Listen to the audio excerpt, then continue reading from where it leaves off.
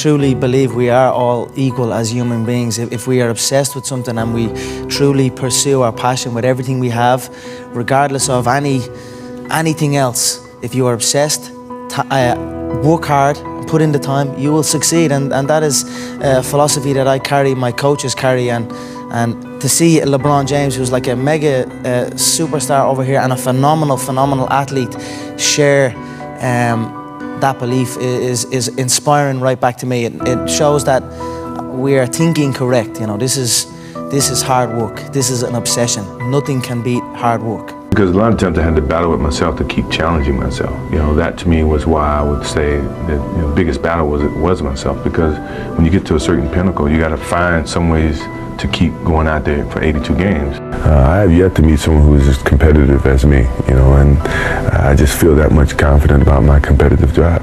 I never really thought about it. All I thought about was doing what I was good at and letting that open up a lot of opportunities for me and choosing from that point on. Never say never, because limits, like fears, are often just an illusion. Depression. One of the most important things you could realize is that you're not alone. You're not the first to go through it. You're not going to be the last to go through it. And oftentimes it happens. You feel like you're alone, and you feel like it's only you, and you're in your bubble. And I wish I had someone at that time who could just pull me aside and, hey, it's going to be okay. It'll be okay. So I wish I knew that. Just got to remember.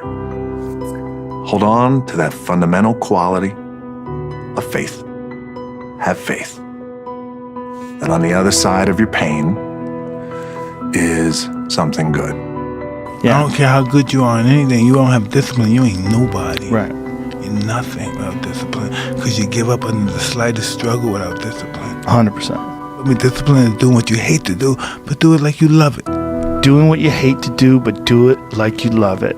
That is a great quote. Mm-hmm. And if you can do that, you could be successful in anything. You normally are.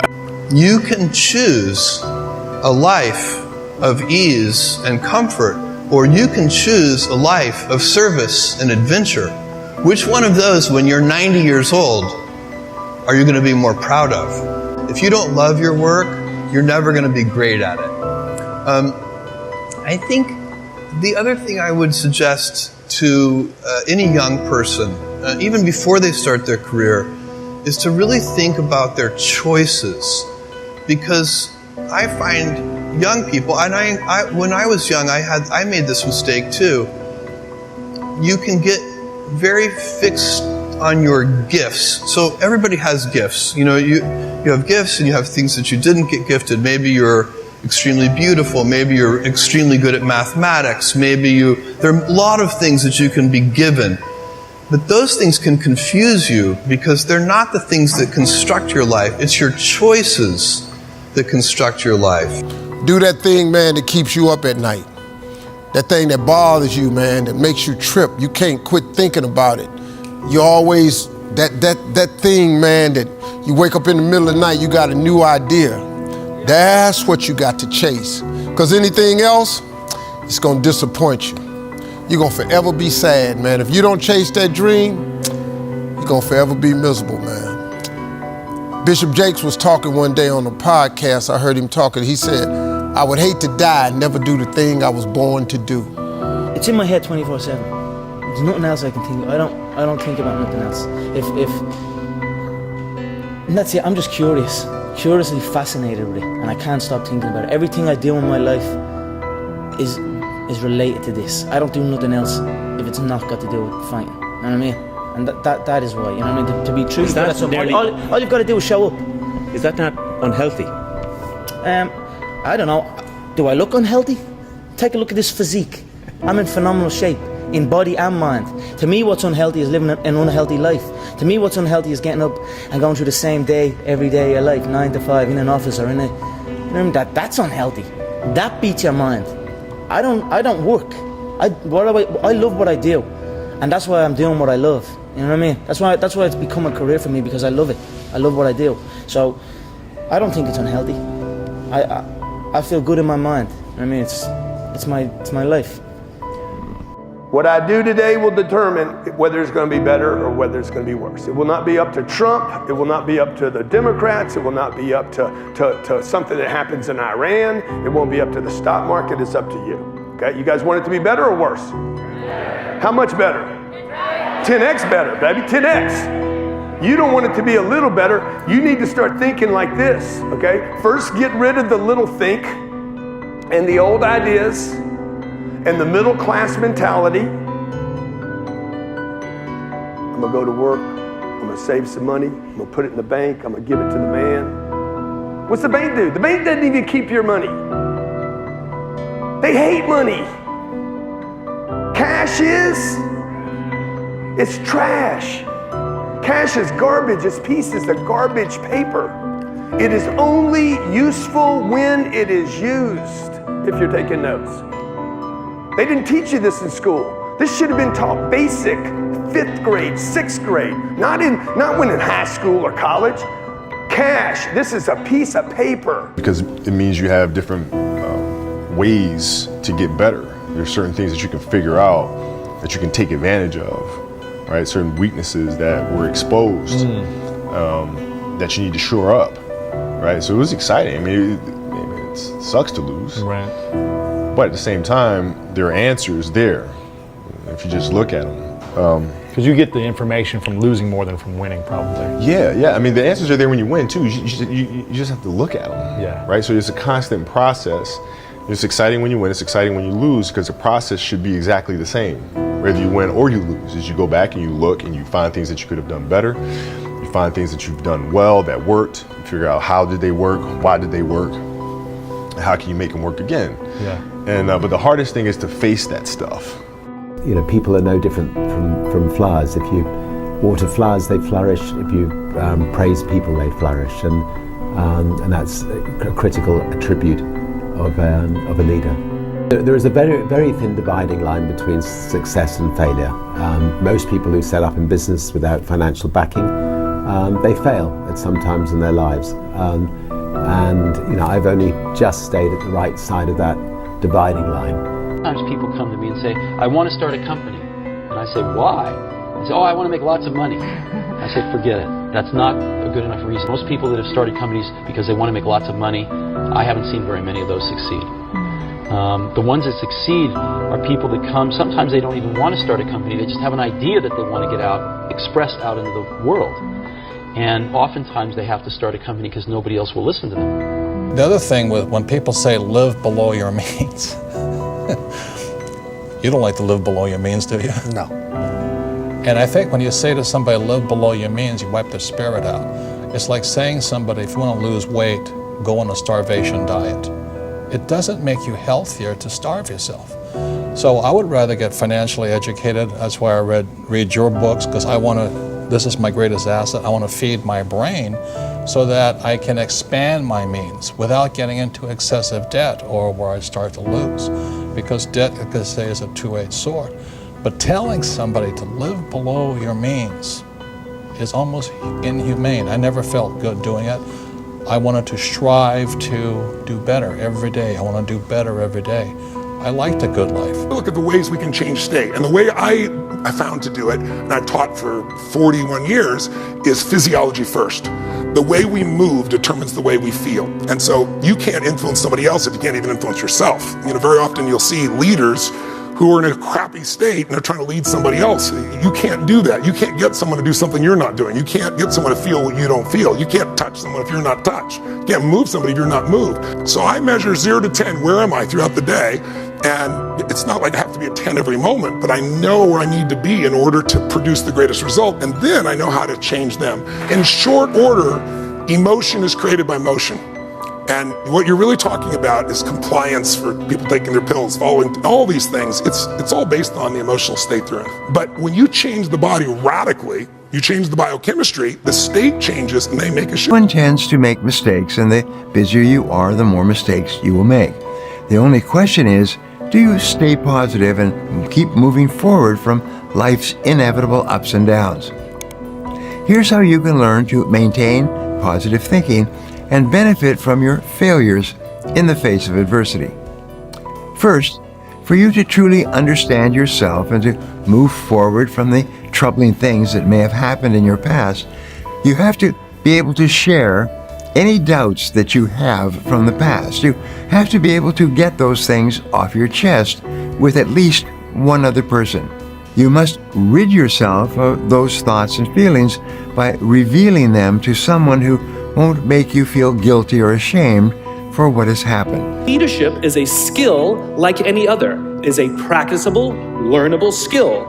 And it is something that you work on. It's like a muscle. If you practice it all the days, you will get good at it. You will become a strong leader. If you stop practicing, you will become a weak leader.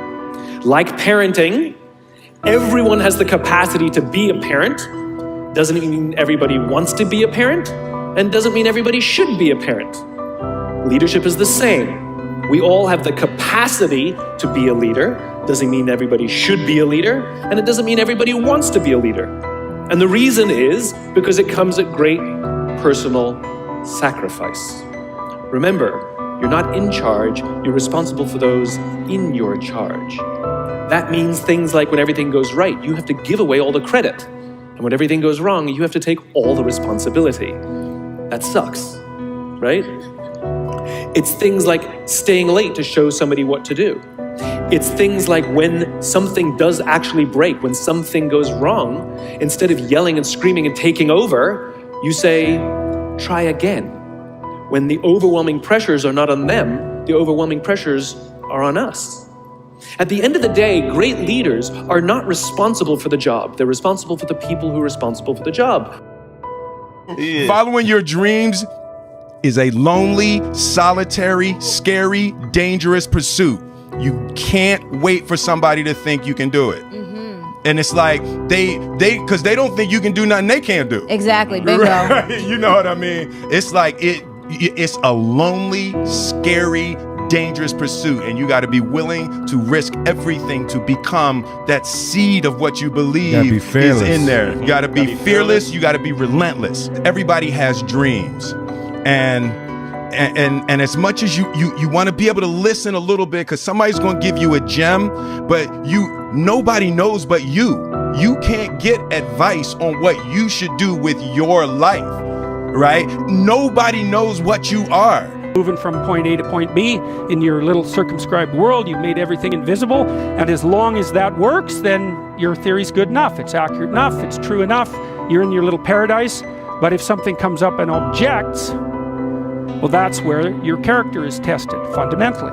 That's the character test. It's like, what do you do with messages of error? And that's a tricky issue. Okay, so here's a solution to that. Here's what not to do. I am a bad person. I got to see myself. I'm a bad person. I might as well just go jump off the bridge. It's like, no, that's not good, because what that means is that every time you try to learn something, you're going to make a mistake, because what do you know? So you're going to make mistakes.